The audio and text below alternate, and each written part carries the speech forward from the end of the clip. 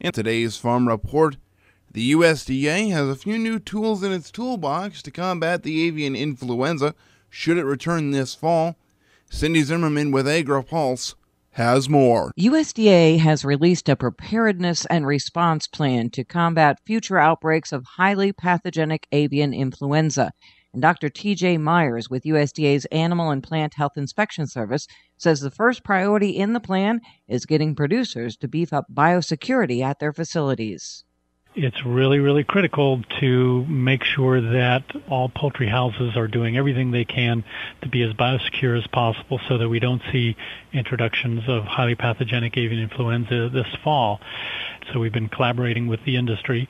We posted a biosecurity self-assessment that industry members can look at and get a gauge of the kinds of things they need to be thinking about whenever they look at biosecurity. The plan includes increasing the speed of response to any potential outbreaks and adding another incident management team to the 4 that have been in place. We've increased that to 5, and we've also set a goal of hiring about 350 veterinarians, animal health technicians, and administrative support to be on hand in case we need to deploy. And Myers notes that a vaccine has been developed now against the flu virus that decimated turkey and laying hen flocks this year. We've not made a decision to use vaccines, but we have put out a request for proposal for vaccine manufacturers to prepare vaccines that we could purchase and use as a stockpile to have in our toolbox in case we get to the point where we need to add that to our eradication efforts. The main concern about using a vaccine is that countries that buy U.S. poultry products would ban imports until they could evaluate the vaccine. Reporting for AgriPulse, I'm Cindy Zimmerman.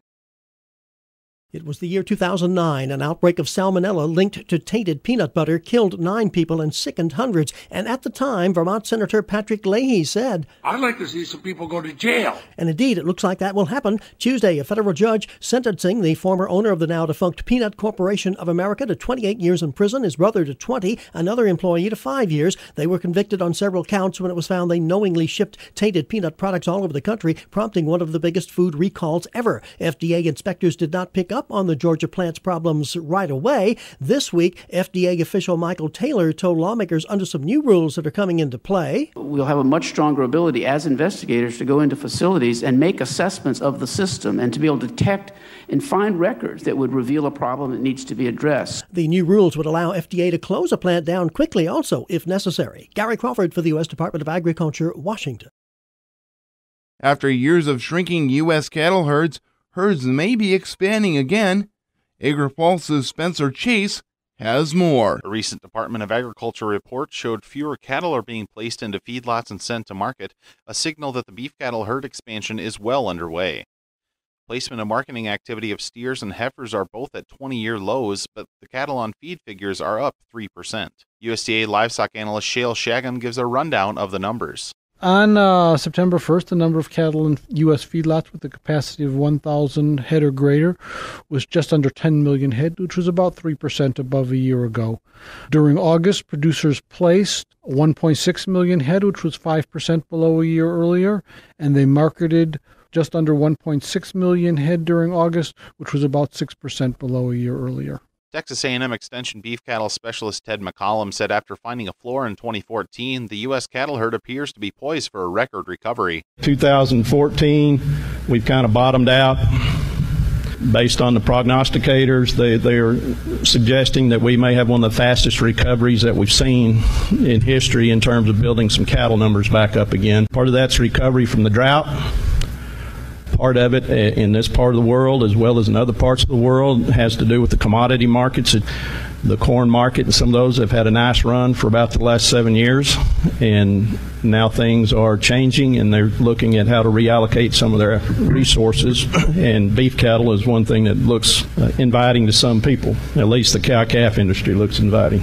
In July, USDA reported the first mid-year increase in cattle and calves inventory since 2006 at 98.4 million head, up 2% from 2014 figures. In that same report, beef replacement heifers were up 7%.